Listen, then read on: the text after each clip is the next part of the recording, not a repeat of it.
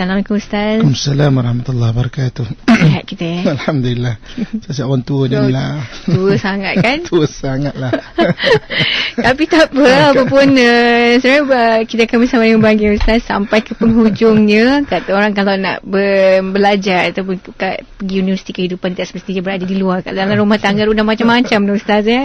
Dan sudah tentunya untuk mereka yang ikuti kita edisi lepas-lepas, ini dah edisi ke 3 kita, Alhamdulillah. Jadi untuk mereka yang nantikan untuk sambungannya, tak sabar agaknya bersama dengan bagi Ustaz. Silakan Ustaz. Bismillahirrahmanirrahim. Assalamualaikum warahmatullahi wabarakatuh. Innal hamdalillah nahmaduhu wa nasta'inuhu wa nastahdihi wa nastaghfiruh wa natubu ilaih wa na'udzu billahi min shururi anfusina wa min sayyiati a'malina may yahdihillahu fala mudilla lahu wa may yudlilhu falan tajida lahu waliyyan mursyida. Asyhadu an la ilaha illallah wahdahu la syarika lah wa asyhadu anna Muhammadan 'abduhu wa rasuluh. Allahumma shalli wa sallim ala sayyidina Muhammad wa ala alihi wa ashabihi ajma'in, amma ba'd. Yang dirahmati Allah, DJ, Kak, seterusnya kepada seluruh mana ibu ayah saya yang saya sayangi, abang-abang, kakak dan adik-adik yang saya doakan dan kebaikan sekalian. Syukur pada Allah Subhanahu wa taala dengan limpahan kurniaan dan rahmatnya pada pagi yang berbahagia ni. Kita menyambung dah siri ketiga, rumah tangga universiti kehidupan. Konsepnya apa? Dalam rumah tangga ada benda yang kita maknanya perlu pelajari. Ada benda yang perlu kita maknanya perlu kita terus mempelajari, kerana mengikut para ulama, maknanya pembelajaran ni minal mahdi ilal lahdi, daripada buayan sampai ke liang lahat. Dia tidak pernah terhenti proses pembelajaran ni. Jangan kita ingat kita dah sampai setahap mungkin habis universiti maka habis pembelajaran, tidak. Dia berterusan. Tarbiyah dan ta'lim tu berterusan. Maknanya sampai bila-bila. Jadi kita telah sampai yang kelima. Kita akan bincang hari ini yang kelima dan keenam. Mira, jom ikut aku. Okey. Si Mira pula. Okey. Jadi apakah benda yang kita nak belajar dalam rumah tangga sebagai universiti kehidupan yang kelimanya, ibu-ibu, ayah saya yang saya doakan dan kebaikan sekalian. Yang kelimanya memang kita kena belajar bersabar. Belajar bersabar. Jadi bersabar ni dia cakap mudah. Tapi sebenarnya nak praktis dia memang susah. Sabar dia perlukan kekuatan hati. Okay? Macam mana hati kita ni ada kekuatan untuk menahan satu benda yang kita lalui. Sebab rumah tangga ni dia tak terlepas daripada ujian. Sebab kata pepatah Melayu, sedangkan lidah lagi tergigit. Saya buat satu kursus rumah tangga kan. Satu orang ibu bangun kan, Ustaz, betul Ustaz, saya pun sangat memahami, sedangkan lidah lagi tergigit, apakah lagi rumah tangga kan, apatah lagi suami isteri. Tapi saya nak jadi gigi lah Ustaz, biar suami jadi lidah. Maknanya boleh pilih. Mana biar saya jadi gigit kan, biar suami yang kena gigit kan. Iyalah kak. Okey. Jadi memang tak benda tu tak lepas kan? Mana tak lepas. Sebab apa? Sebab memang perkahwinan ni perhimpunan dua individu yang berbeza. Apabila dia berbeza, memang berlaku pertembungan kecil kan? Jadi apabila itu berlaku panas, latar belakang tak sama, pendidikan tak sama kan? Macam mana cara kita dibesarkan tak sama, persepsi tak sama. Jadi ketika nak serasi kan, nak sama kan, memang ada banyak berlaku panas kan? Mana pergeseran. Lepas tu memang kena banyak sabar. Karenah tak sama. Kadang-kadang benda kecil-kecil ada orang bergaduh sebab kain diletakkan dekat tengah-tengah bilik kan. Suami je ni buka kain dia macam ular sawa kan kat tengah kan. Isteri je ni memang terletak semua bagus kan. Ada orang bergaduh sebab ubat gigi je kan.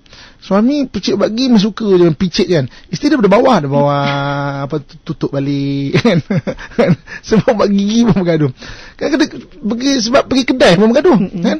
Sebab orang perempuan dia berfikir cara proses, orang lelaki fikir cara matlamat. Itu memang beza tu kan. Macam orang lelaki kan nak pergi pasar, jom pergi pasar. Orang perempuan tak nak pergi pasar, dia sediakan besin dulu, sediakan beg plastik dulu sebab nanti kereta bau kan. Orang perempuan kalau pergi pasar kan, dia akan belikannya sekilo, beli bawang setengah kilo, beli kentangnya setengah kilo, sebab nanti minggu depan boleh pergi lagi. Orang lelaki kata kenapa tak beli 30 kilo terus, 3 bulan tak pergi kan. Sebab matlamat dia nak pergi pasar, nak beli barang, so beli 30 kilo terus lah akan berbeza tu. So dia memang berlaku pergeseran. Sebab itu memang kena belajar bersabar. Ibu-ibu, akak-akak saya yang saya doakan kebaikan sekalian, tolong belajar bersabar. Belajar cara bersabar. Dalam Al-Quran surah Al-Hajj, Allah Subhanahu Wa Taala sebut dalam ayat 35 Allah sebut orang yang beriman, ini ciri orang beriman. Allah sebut orang beriman. Apa ciri-ciri orang beriman? Alladzina idza dzukirallahu wajilan qulubuhum والصابرين على ما أصابهم والمقيم الصلاة ومما رزقناهم ينفقون. Allah sebut surah Al-Hajj ayat 35 ni, antara ciri orang beriman apabila dia disebutkan nama Allah Subhanahu wa taala, wajilat qulubuhum, dia gemetar hati dia, wasabirina ala ma asabam, dan dia sabar dengan apa yang menimpa dia. Sabar dia dari kekuatan hati. Wa muqimis salah, dan dia adalah orang yang mendirikan sembahyang. Dan dia menginfakkan apa yang direzekikan Allah Subhanahu Wa Taala.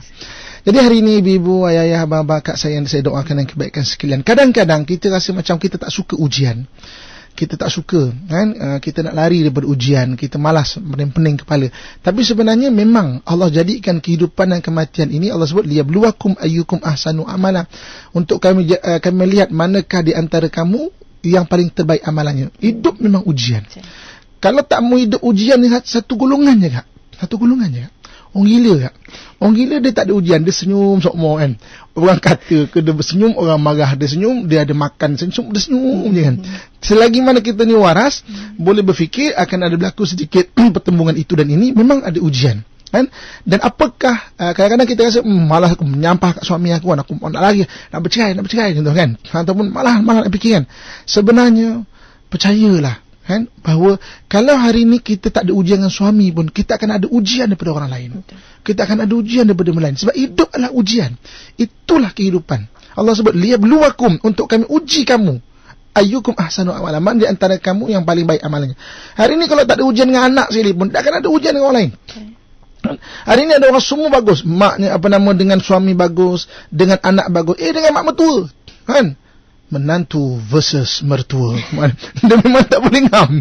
Apa tak punya masalah. Memang tak boleh ngam. Mak mertua okey, semua okey. Ipar duai. Tak ngam. Ipar duai semua okey. Dengan bos kat office. Kan? Bos semua okey. Jiran. Pasal kucing bergaduh, kucing berat kat rumah bergaduh. Kan?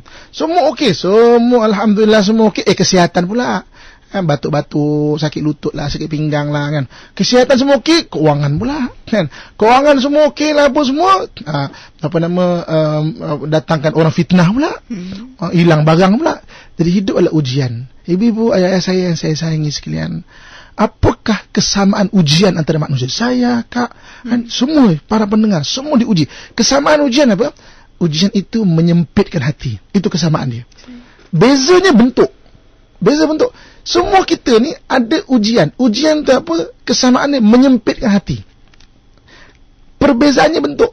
Sebab itu kata ulama pertama sekali, jangan bandingkan kebahagiaan kita dengan orang lain. Nanti kita tidak akan temui apa-apa kebahagiaan. Oh, bestnya suami dia tu jalan pegang tangan, romantik, bukan main kan. Kita punya suami ni pergi shopping, tinggal 3 tiang lah. Kita lah bobek plastik kan. 3 tiang tinggal lah. Kita nampak pegang tangan itu kan. Yang lain kita tak nampak ujiannya lain. Memang orang ada ujian. Jangan bandingkan kebahagiaan kita dengan orang lain. Sebab manusia semua ada ujian. So belajar bersabar. Belajar untuk punya ketahanan hati. Dan kata Allah Subhanahu Wa Taala, kan? Kalau kita ni nak bersabar macam mana? Kita biarlah kita apa juga ujian, biar kita mengundang rahmat Allah tu dekat dengan kita.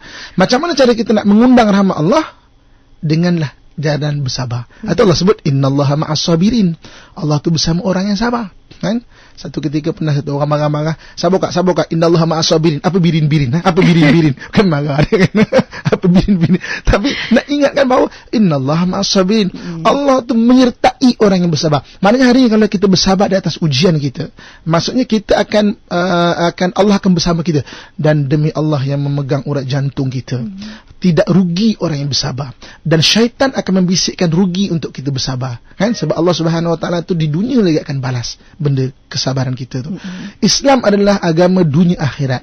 Dia bukan agama dunia semata-mata. Dia bukan agama akhirat semata-mata. Dia bukan agama dunia semata-mata. Dia agama dunia akhirat. Kalau Allah sebut Allah tu Maha membalas, maksudnya di dunia lagi Allah akan tunjuk, di akhirat lebih-lebih lagi. So hari ni kalau kita bersabar, kita punya bahagian di dunia akan ada. Apa benda dia? Wallahu alam. Apa kebaikan Allah SWT akan bagi pada kita. Mungkin kita ni selalu, mungkin orang anyai kita, anak kita soleh, anak tu sangat menyenangkan kita. Anak orang lain mungkin yang anyai itu mening-meningkan kepala dia. Allah balas tu dengan cara kita tak faham.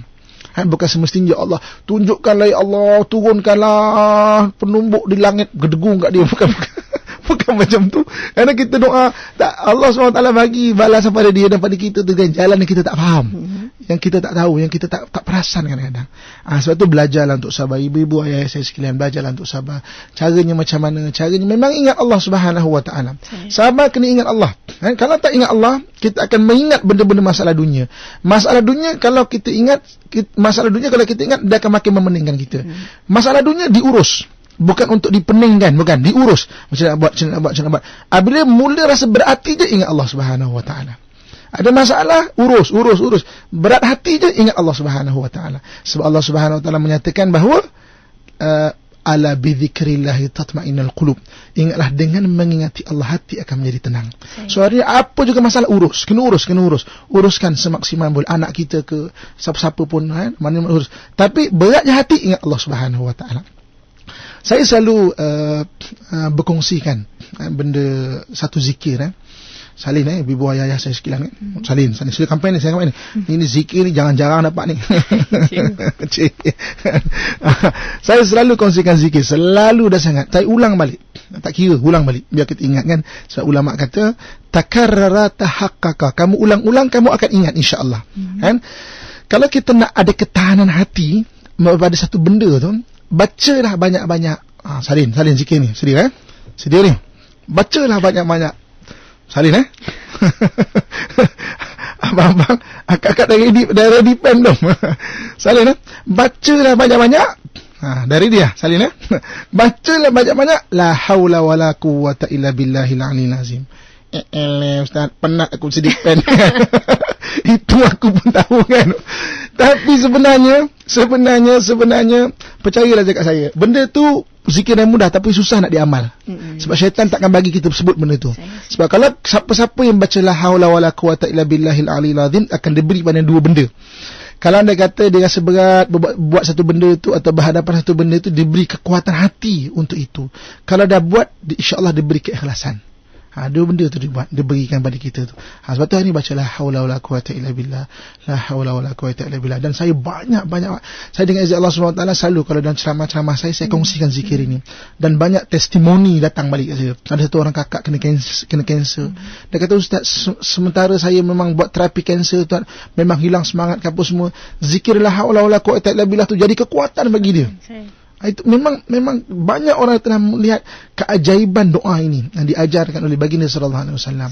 Banyak sangat orang kalau ada masalah apa semua, saya kongsikan. Tak usah banyaklah. Kalau saya baca doa surah Al-Baqarah daripada 200 sampai 250 ayat, susah kita baca, kan. 50 ayat kan. La haula wala quwwata illa billah. Satu patah perkataan saya ingat dalam 3 saat je. Kan, kalau anda kata kita nak baca 100 kali, berapa masa je kita ambil. Kita buat zikir, kan, akan diberi. Belajar untuk bersabar. Salah satunya adalah ingat Allah Subhanahu Wa Taala, berzikirlah. Kan, dunia untuk diurus, tapi jangan ingat masalah itu. Ingat masalah itu, kita akan jatuh pada runsing. Kan, apabila start runsing je, start sempit hati je, ingat Allah Subhanahu Wa Taala. Allah lah yang maha memberi jalan keluar bagi permasalahan. Itu yang kelima. Ibu-ibu, kakak dan ayah, saya doakan yang kebaikan sekalian. Dan yang keenam, kan, apa perlu kita belajar rumah tangga universiti kehidupan? Apa benda kita kena belajar? Yang kita kena belajar yang keenam adalah menahan marah. Belajarlah untuk tahan marah. Semua manusia ada perasaan marah. Semua manusia, kan? Manusia yang dapat mendidik dirinya itu orang yang dapat menahan marah dia. Kalau anda kata bersabar tadi kekuatan hati, menahan marah ni kekuatan mental. Orang yang ada kekuatan mental, dia boleh menahan marah. Sebab itulah hadis Nabi SAW, Nabi ada mengatakan, laisa sadidu bisur'ah. Bukanlah orang yang kuat itu orang yang kuat bergasak. Orang kuat bergaduh, bergelut. Inna sadidal ladzi yamliku nafsahu indal ghadab. Orang yang kuat sebenarnya, kata Nabi SAW, orang yang dapat menahan dirinya ketika dia marah. Maknanya apa? Dia ada kekuatan mental. Orang yang ada kekuatan mental ni orang yang hebat sebenarnya. Kan? So jadi macam mana kita nak dapat kekuatan mental untuk menahan marah? Kan? Betulkan cara kita melihat hidup. Cara kita melihat hidup, betulkan. Apakah yang diajarkan Islam? Hidup kita ni untuk apa kan? Hidup kita ni inna lillahi wa inna ilaihi raji'un. Itu ayat nak mati, Ustaz? Bukan. Itu ayat ingatan kita. Inna lillahi wa inna ilaihi raji'un ni kita datang daripada Allah dan akan balik kepada Allah. Sunat diucapkan kalau ada benda-benda musibah. Kan? Ada orang, Ustaz, kawan kita sakit lah Ustaz. Inna lillahi wa inna ilaihi raji'un. Ustaz, tapi dia tak mati lagi Ustaz. Bukan. Dia tak seperti meninggal. Musibah aja baca inna lillahi wa inna ilaihi raji'un tu. Jadi siapa yang membaca inna lillahi wa inna ilaihi raji'un, dia beri kekuatan hati. Kan? Maknanya kita kena tahu matlamat hidup kita. Macam inilah kan. Katakan kita ni nak cari, kita pergi kebun durian, kan? Kita ada satu kebun durian, 1 hektar lah contoh kan, banyak pokok durian, ataupun 2 hektar. Nak senang faham ni tau, nak senang faham. Maaf ni siapa yang tak makan durian. Ada orang tak makan durian. Minta maaf. Tak ada. Ini contoh je. Ada orang yang tak makan durian kan. Ini contoh. Nak kata, okey.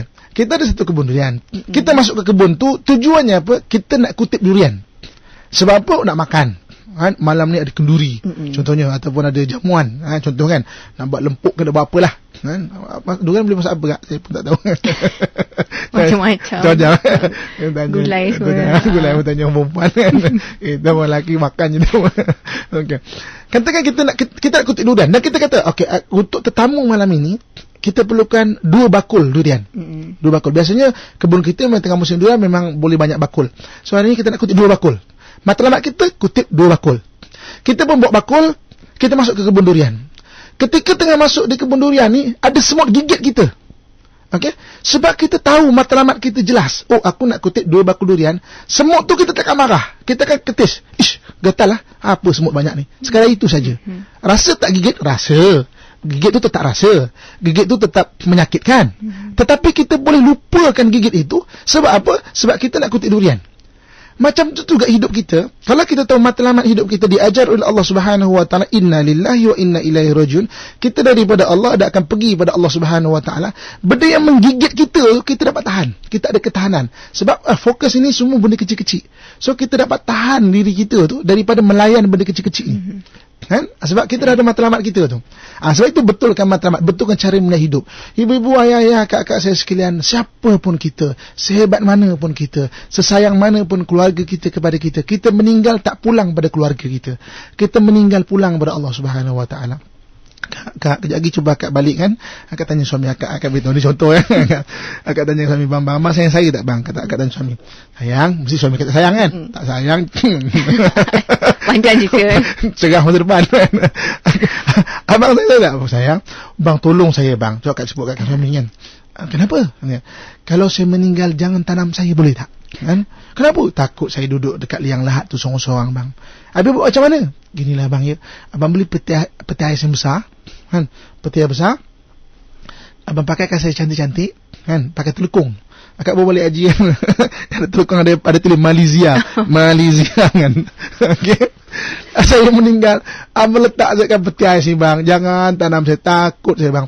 Tiap-tiap hari akak menyebut sampai suami kadang mungkin malas nak melayan. Layan kan je lah ya. Yelah. Suami layan, yalah.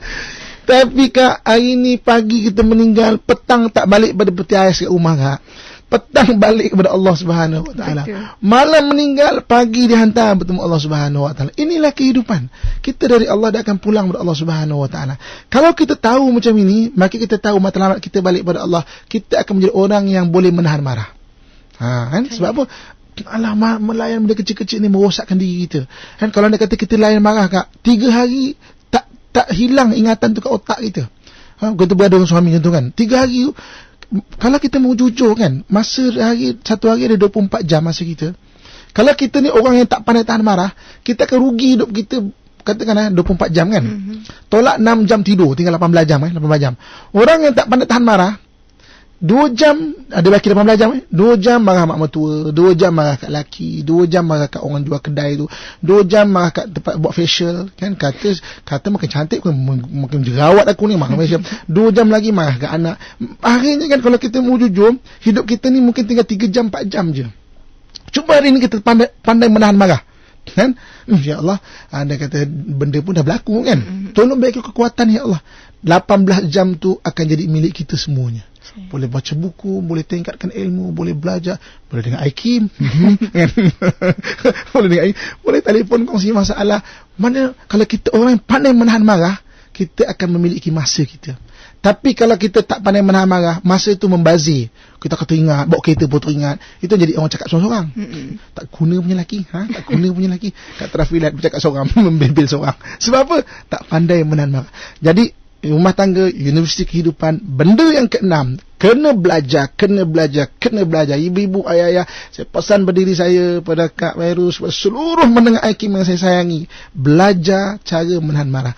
Dan kalau saya buat khusus bab rumah tangga universiti kehidupan ni, yang ke-5 dan ke-6 inilah yang paling susah.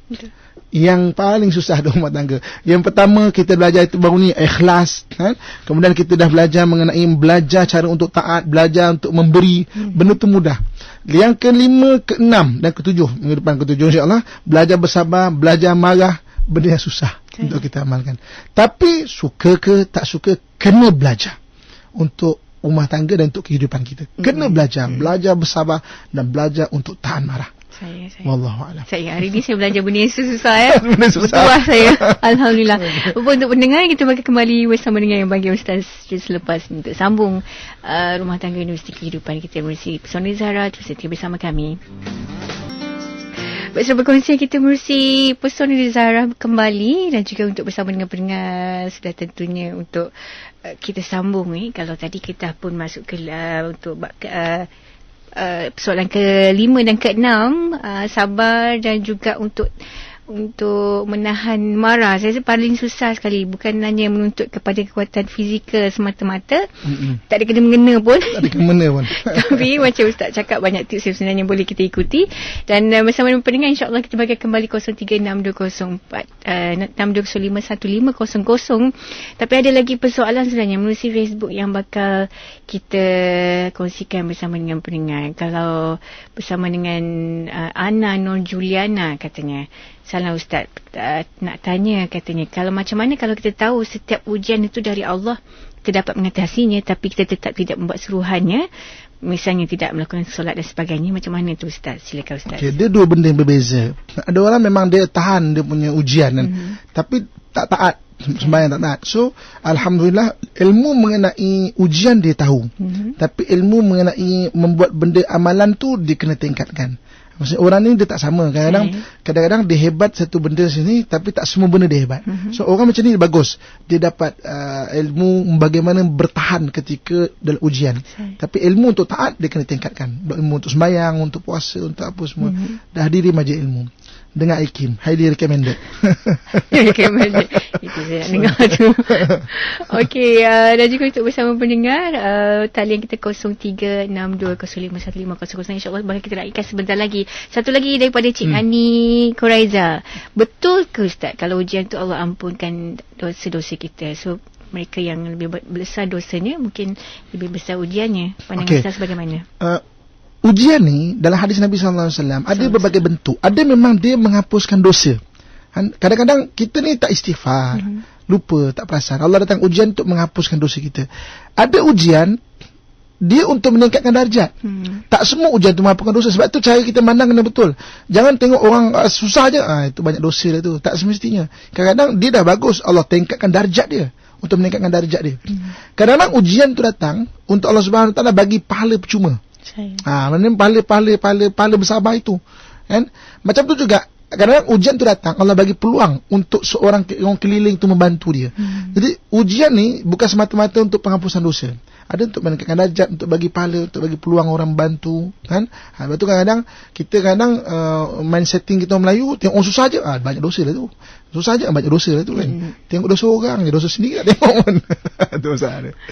So jadi tak semestinya betul ada kadang-kadang penghapusan dosa, tapi ada juga kan peningkatan darjat. Wallahualam. Betul tu, lepas rasa betul bila diturunkan ujian oleh Allah SWT yang intan terpilih yang kata. Okey Ustaz, mungkin kita dapat sambung sedikit pertemuan kita menerusi Pesona Zahra ni, Rumah Tangga Universiti Kehidupan. Mungkin dapat kita lanjutkan sedikit perbincangan kita. Silakan Ustaz. Okey, jadi maknanya apa yang kita perlu belajari di sini adalah yang kedua-dua perkara yang kita sebut tadi itu, dia memerlukan kekuatan hati dan kekuatan mental. Bagi sabar perlukan kekuatan hati, bagi maknanya menahan marah perlukan kekuatan mental, kan? Dan dua-dua ini susah untuk kita buat melainkan kita dirahmati oleh Allah Subhanahu Wa Taala.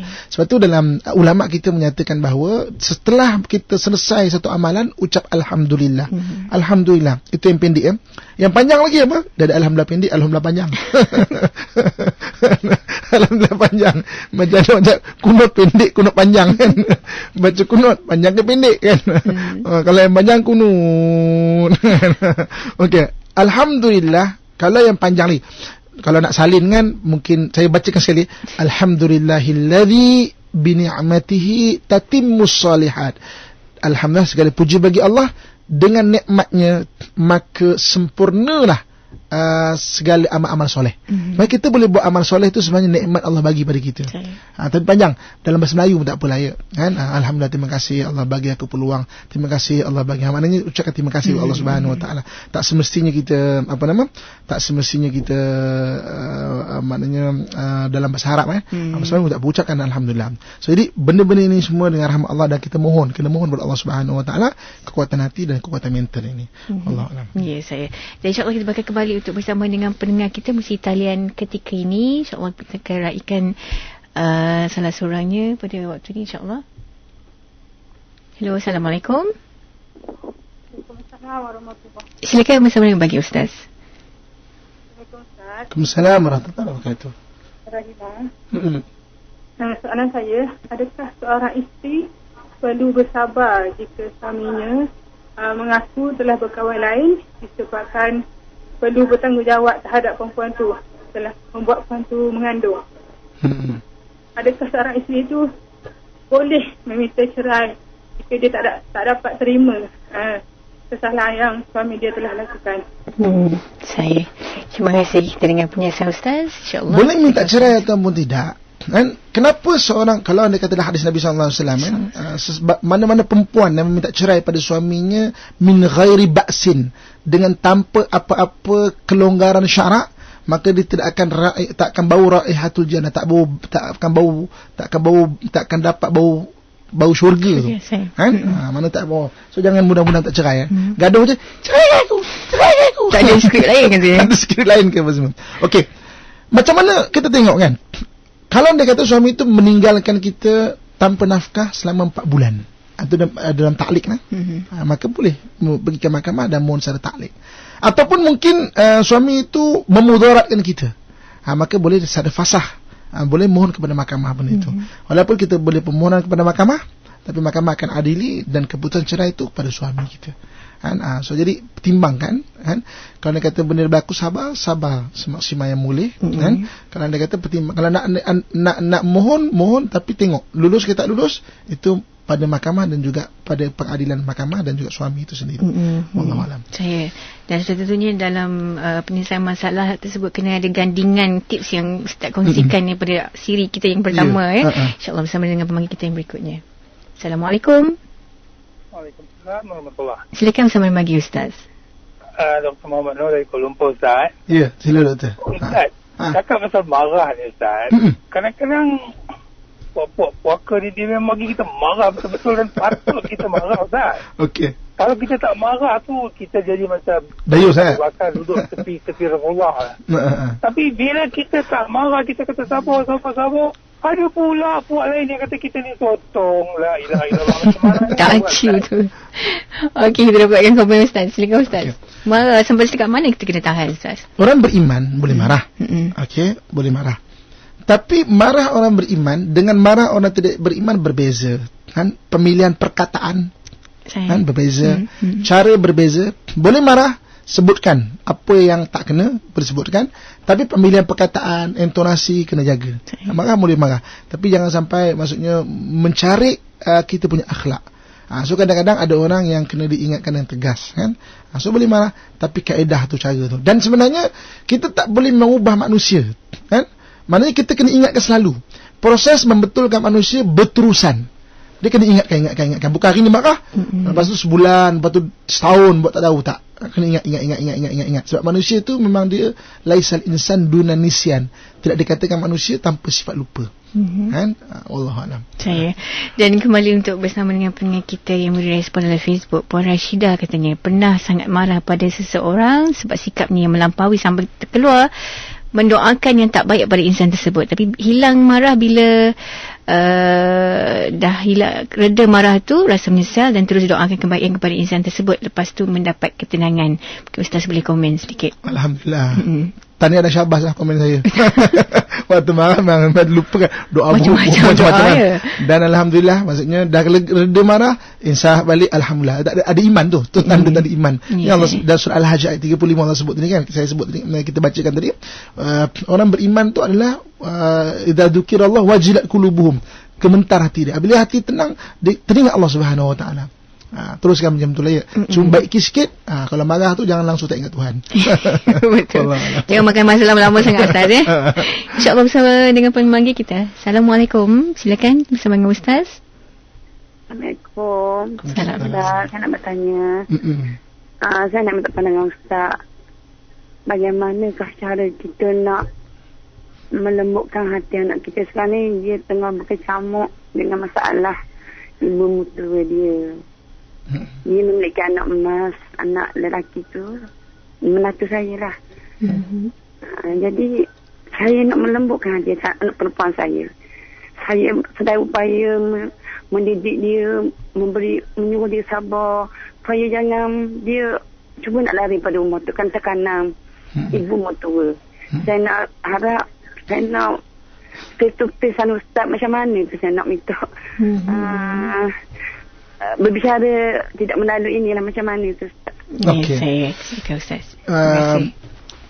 Saya nak kongsikan pada ibu yang nak supaya anak kita lembut hati tu kan, ajar dua benda. Yang pertama sekali, ajarlah haula wala quwata illa billah tu. Bagi seminggu depan minta akak telefon balik, apa kesan dia. Tapi kena amalkan lah ya. La haula wala quwata illa billahi al-azim. Amalkan. Satu hari 100 kali kita akan tengok Allah beri kekuatan hati. Sebenarnya bukan melembutkan hati itu semata-mata, tapi beri kekuatan pada hati tu. Bacalah Allah quwata illa billah. Kalau boleh minggu depan telefon balik, tengok testimoni dia apa yang dia ajar oleh Nabi sallallahu alaihi wasallam. Saya banyak sangat melihat keajaiban doa ini. Baca la haula wala quwata illa billah. Tapi baca tu untuk kita tau, bukan untuk marah orang. La haula wala quwata illa billah. Itu style marah dia. Itu style marah dia. Bukan ni baca untuk diri kita banyak. La haula wala quwata illa billah. La haula wala quwata illa billah. Yang kedua, ini pun sama juga sebab Allah sebut dalam Quran, walillahil asmaul husna fad'uhu biha. Bagi Allah ada nama-nama yang baik, doalah minta nama-nama Allah yang baik kan. So jadi doa bukan saja baca ya latif. Gabungkan ya latif dan ya jami'. Ya latifu ya jami', ya latifu ya jami', ya latifu ya jami', ya latifu ya jami'. Ya latif wahai yang melembutkan, ya jami' wahai yang mengumpulkan kebaikan. InsyaAllah saya pun banyak lihat keajaiban berdoa dengan menggunakan ya latif dengan ya jami' bila kita kongsi dengan orang lain. InsyaAllah dua benda ni kan. So ibu tolong ajar pada anak doa ini. Kadang-kadang kita mengakhiri kehidupan semata-mata kita manusia, kita tak mampu. Kita perlukan bantuan daripada pencipta kita, Allah Subhanahu Wa Taala yang memerintah seluruh alam. Wallahualam. Ya, saya terima kasih. Dan juga pencerahan berikutnya mungkin boleh dapat daripada Ustaz. Respon daripada Cik Abdullah Mahmud dalam Facebook kita berkenaan marah, katanya Ustaz, Nabi SAW pernah nyatakan kalau marah tengah berdiri kena duduk. Mungkin Ustaz boleh sambung sedikit tentang tips tersebut. Maksudnya ubah fokus kita. Sebab tu Nabi sebut, kalau mana kata marah, berdiri duduk baring. Mana ubah fokus kita. Sebab tu marah ni, bila kita fokus pada dunia tu, kita ada marah benda peristiwa itu. Macam contoh masuk ladang durian tadilah. Kalau kita fokus durian itu dan mesti nak ambil, sebab nak masak rumah ni 2 bakul, yang datang gigit kita, nyamuk ke semut ke, kita takkan kita akan endahkan. Yang kita akan abaikan. Sebab apa? Aku nak kutip 2 bakul ni. Sebab 2 bakul ni nak ni sekejap gini.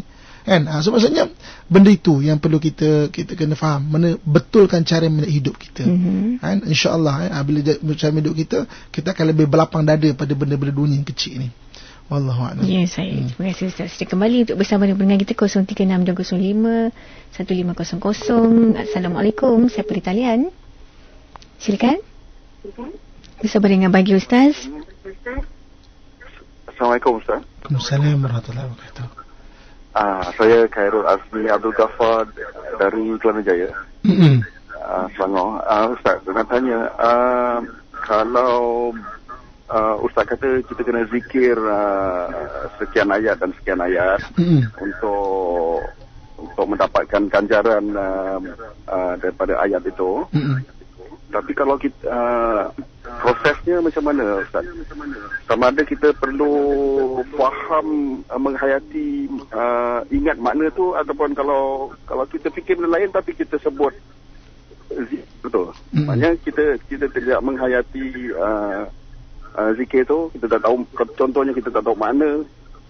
Tapi kadang-kadang kita tahu makna tapi kita fikir benda lain, tapi kita zikir dengan mulut saja. Adakah benda itu akan jadi efektif kepada mendapatkan ganjaran daripada zikir itu? Okey. Saya terima kasih Cikgu. Assalamualaikum. Okey, zikir ni dalam agama ni ada ganjaran dan ada kelebihan. Ganjaran pahala ni ya. Kelebihan setengah-setengah kelebihan tu ada di situ kan. Kalau anda kata zikir itu daripada Al-Quran ataupun hadis, zikir itu dipanggil zikir ma'thurat. Kalau kita dengar ma'thurat tu itu mana zikir Al-Quran ataupun hadis kan. Jadi zikir ma'thurat ni daripada hadis dan daripada Quran, sebutnya tak faham makna pun berpahala dan ada kelebihan dan juga ganjaran dia. Tak faham makna pun ada kelebihan ganjaran dia. Apatah lagi kalau kita faham makna. So maknanya peringkat awal, walaupun kita baca la ilaha illallah, la ilaha illallah, la ilaha illallah, ataupun tadi la haula wala quwwata illa billah, tapi teringat permasalahan dengan rumah tangga sebagainya, baca je, tak kisah. Bacaan itu tetap diberi pahala dan juga ganjaran. Kan? Nak menjadikan kita tabiat biasa membaca, mengingati Allah Subhanahu Wa Taala dengan lisan, walaupun tak disertai dengan hati dulu tak apa, tapi biasakan lisan kita menyebut benda-benda yang baik. Kalau tak, kita tak gantikan benda itu, nanti lidah kita akan terbiasa mengeluh. Aduh, susahnya. Mengeluh itu membuka ruang syaitan masuk dalam diri kita. Kita kena ucap, lisan cakap. Nanti penyertaan hati, kalau tak lagi tak apa, lisan cakap. Takut apabila tak ada lisan itu, kita akan jadi mengeluh. Jadi mengeluh membuka ruang syaitan masuk dalam diri kita. Wallahualam. Saya pencerahan daripada Cik Khairul sebentar tadi, dan juga mungkin seorang lagi pemanggil dapat kita terima waktu ni. Mesti talian ke 0362051500. Assalamualaikum.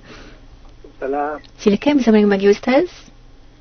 Saya tanya Ustaz, satu orang tu dia bercakap nak marah aja, tapi dia tak marah. Macam mana nak mengubahkan dia punya keadaan?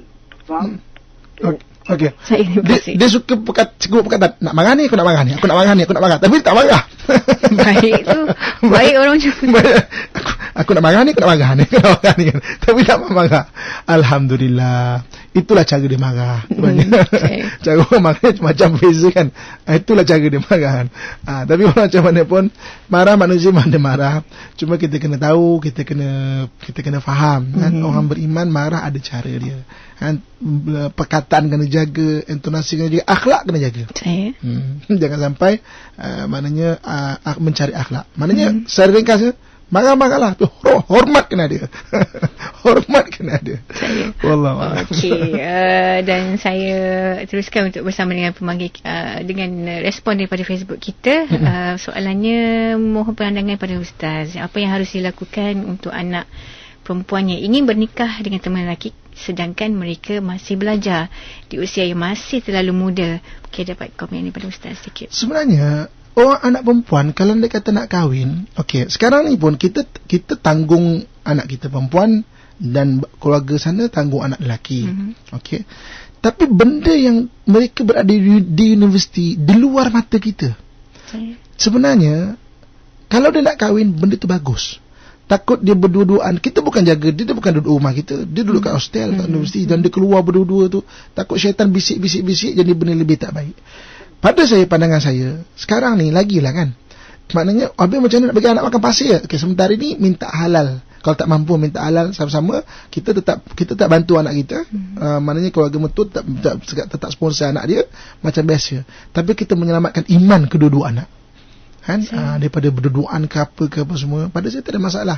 Bukan kahwin, berapa banyak orang kahwin dan berjaya dalam pelajaran dia. Kan? Kita nampak macam nanti kahwin tak habis belajar. Itu dulu. Itu dulu. Kan? Sekarang ni berapa ramai orang kahwin dan berjaya. Berapa ramai orang kahwin dan sampai PhD pun. Sampai PhD pun. Berapa orang kahwin dan berjaya dan cemerlang. Itu dulu kan macam faktor-faktor dulu, faktor-faktor macam-macam faktor lah kan. Sekarang ni sebenarnya bagus menyelamatkan iman, dan benda tu lagi dirahmati Allah Subhanahu Wa Taala. Berlapang dada anak kita nak kahwin, maknanya benda tu benda bagus. Kan, daripada dia dah buat benda yang kita tak tahu, dan pemati kita takkanlah sampai maknanya buat benda maksiat yang sampai akhirnya kita tahu lagi mengecewakan kita. Kan, iman pun tercarik kan, dan mengecewakan kita. Dia nak kahwin, bagus, highly recommended daripada saya. Itu universiti 2 dalam 1 Ustaz. Dan sedikit masa untuk kita berikan kepada Ustaz untuk kesimpulan kita kali ini. Silakan. Ibu-ibu ayah saya yang saya doakan kebaikan sekalian kan. Itulah kehidupan dalam rumah tangga. Kita namakan dia sebagai rumah tangga universiti kehidupan, sebab ada benda yang perlu kita belajar dalam hidup kita ni kan. Dan proses pembelajaran kena sentiasa, kena selalu sentiasa. Saya kan saya pernah melawat satu orang ulama lah kan, dekat Hadramaut Yaman tau. Hadramaut Yaman. Ketika saya 2005 tau, 2005 kan, saya pergi Mei 2005. Jadi sebelum saya balik ni, pelajar-pelajar di Hadramaut tu dia kata, Ustaz kena ziarah orang ni, dia boleh baca hati. Boleh baca hati. Saya pun, ya ke? Tak apalah, saya ziarah lah. Jadi ketika saya ziarah, last sekali dia urut dada saya. Dia kata, aku pesan sangat engkau. Aku pesan sangat engkau. Ikhlaskan niat. Okay, saya pun tak faham. Apa benda lagi aku tak ikhlas Saya fikir macam tu tau. Rupanya saya balik, pertama sekali saya dijemput untuk ke media, ke TV adalah Ogos 2005. Mula-mula saya kata, patut pun dia pesan. Sebab kalau dia kata dah masuk TV ke masuk radio ni, memang lain sikit. Kalau masuk ke ujian hati tu lain. Akhirnya saya buat kesimpulan bukan sebab itu. Sebenarnya dia pesan ikhlaskan niat, dia beri kita kekuatan. Orang ikhlas ada kekuatan dalam membuat satu benda tu. Baru saya faham kenapa ulama kita, Imam Ghazali sebelum wafat, sebelum meninggal, benda yang ditulis akhirnya kita ada ikhlas. Orang ikhlas, orang yang cuba ikhlas, orang ada kekuatan. Maknanya orang hargai ke tak hargai ke apa ke, aku tetap buat kerana Allah Subhanahu Wa Taala. Itu yang kita perlu belajar dalam hidup kita. Kita perlu belajar dalam rumah tangga kita. Ibu-ibu, ayah yang saya sayangi, abah-abah, kakak yang saya doakan kebaikan sekalian, ikhlaskan niat. Seperti mana yang guru saya pesan kat saya, hari ini saya pesankan balik. Sebab ikhlas memberi kekuatan untuk kita terus melangkah di waktu-waktu getir ujian dalam hidup kita. InsyaAllah. Yang mungkin nak bersama saya dalam Facebook saya, boleh type Muhammad bin Abdullah / Ustaz Amin. Dan jangan lupa juga Facebook Aikim. InsyaAllah mudahkan interaksi. Mesti ramai masih akan sebut Ustaz dalam Facebook, InsyaAllah.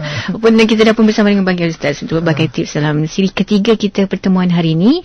Sudah tentu kehidupan kita ni dalam kita mempelajari apa saja dalam universiti kehidupan, selanjutnya tak ada pengakhirnya. Dan kita doakan untuk bersama pendengar, bersama-sama yang Bagi Ustaz mengiringi pertemuan kita sampai ke penghujungnya. Dalam Pesona Disara, silakan Ustaz. Auzubillahi minasyaitanirrajim. Bismillahirrahmanirrahim. Alhamdulillahirabbil alamin wassalatu wassalamu ala asyrafil anbiya'i wal mursalin wa ala alihi washabihi ajmain. Ya Allah, ya Tuhan kami, Engkau menyaksikan segala kesedihan hati kami, ya Allah. Angkatlah segala kesedihan hati kami, ya Allah. Jika tanpa bantuan daripada-Mu, jadilah kami orang sentiasa dalam kesedihan, ya Allah. Ya Allah, ya Tuhan kami, Engkau menyaksikan segala keperluan hidup kami, ya Allah. Berikan kecukupan kekupanmu kepada kami, ya Allah. Jika tanpa bantuan daripadamu, jadilah kami orang yang sentiasa di dalam kekurangan, ya Allah. Allahumma rabbana atina fid dunya hasanah wa fil akhirati hasanah wa qina adzaban nar. Wa sallallahu ala sayyidina wa maulana Muhammad wa ala alihi wa sahbihi ajma'in.